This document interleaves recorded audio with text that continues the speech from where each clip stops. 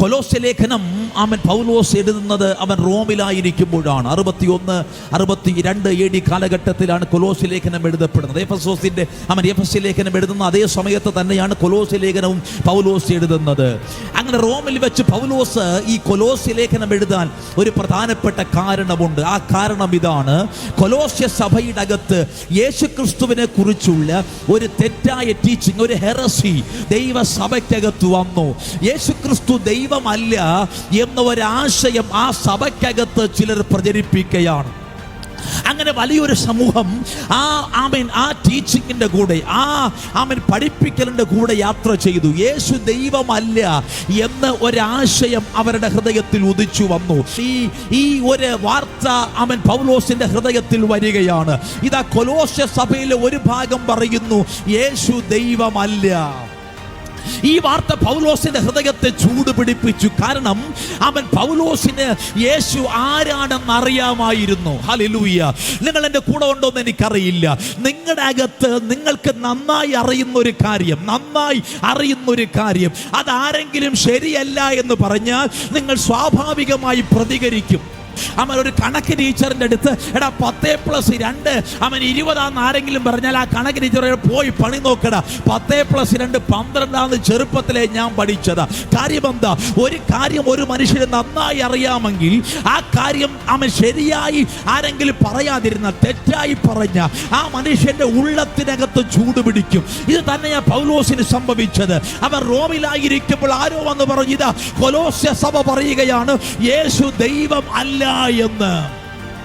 ഓ hallelujah. പൗലോസിന് ഈ വാർത്ത കേട്ടപ്പോൾ മനസ്സിനകത്ത് ചൂട് പിടിച്ചു. കാരണം പൗലോസ് യേശുവിനെ അറിഞ്ഞത് ഒരു പ്രസംഗത്തിൽ കൂടെയല്ല. പൗലോസ് യേശുവിനെ അറിഞ്ഞത് ഒരു പുസ്തകം വായിച്ചിട്ടല്ല. പൗലോസ് യേശുവിനെ അറിഞ്ഞത് ആരോ പറഞ്ഞു കേട്ട അറിവിന്റെ അടിസ്ഥാനത്തിലല്ല. പൗലോസ് യേശുവിനെ അറിയാൻ ദമസ്കോസിൽ വെച്ച് അവനുണ്ടായ ഒറ്റ എൻകൗണ്ടർ മതിയായിരുന്നു.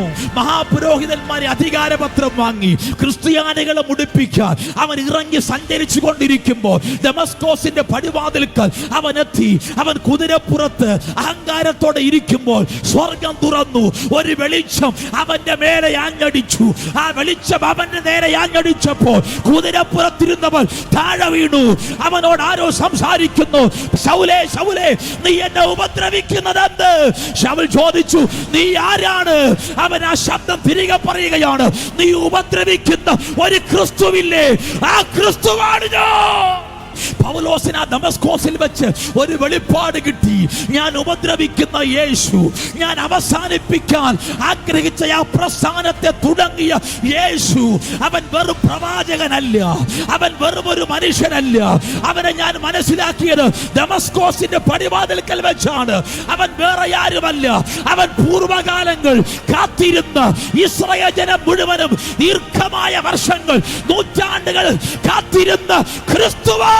അവൻ കൊലോസ്യ സഭയോട് എഴുതുന്നു, നിങ്ങൾ അറിഞ്ഞതുപോലെ ഞാൻ പ്രസംഗിച്ചിട്ട് നിങ്ങൾക്ക് അവനെ അറിയാം. നിങ്ങൾ ആരൊക്കെയോ പ്രസംഗിച്ചിട്ട് അവനെ നിങ്ങൾക്കറിയാം, ആരൊക്കെയോ പറഞ്ഞിട്ട് നിങ്ങൾക്ക് അവനെ അറിയാം. എന്നാൽ ഞാൻ അവനെ അറിഞ്ഞത് അങ്ങനെയല്ല. ഞാൻ അവനെ കേട്ടിട്ടുണ്ട്, ഞാൻ അവനെ കണ്ടിട്ടുണ്ട്, ഞാൻ അവനെ അനുഭവിച്ചിട്ടുണ്ട്. അവൻ വെറും ഒരു പ്രവാചകനായിട്ടല്ല എനിക്ക് വെളിപ്പെട്ടത്. അവൻ സർവശക്തനായ ദൈവത്തിന്റെ ഏകജാതനായ ക്രിസ്തു. അവൻ എവിടെ ഉയർത്തപ്പെട്ടാലും അവിടെ അത്ഭുതങ്ങൾ നടക്കും. അവൻ എവിടെ ഉയർത്തപ്പെട്ടാലും അവിടെ ദൈവപ്രവർത്തികൾ നടക്കും. അവൻ എവിടെ ഉയർത്തപ്പെട്ടാലും അവിടെ സ്പർശനങ്ങൾ ഉണ്ടാകും.